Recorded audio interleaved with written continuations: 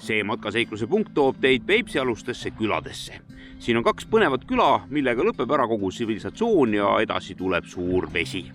Need külad on selles mõttes kihvtid, et siin hakkavad ka sildid juba vaikselt teisekeelseks minema, ehk siis uudistamist ja vaatamist on külade vahel piisavalt.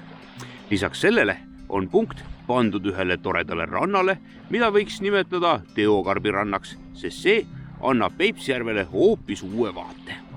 Neid karpe on siin rannal meeletus koguses ja põhimõtteliselt tundub, et siin toimusid mingisugused järvekarpide kokkutulekud või siis suvepäevad, millelt kõik unustasid ära minna. Tule otsi siinne punkt üles ja kindlasti käi läbi ka Pedaspää külast, mis on selles mõttes eriline, et seal saab teha endale Facebooki check-in'i kaugel külas.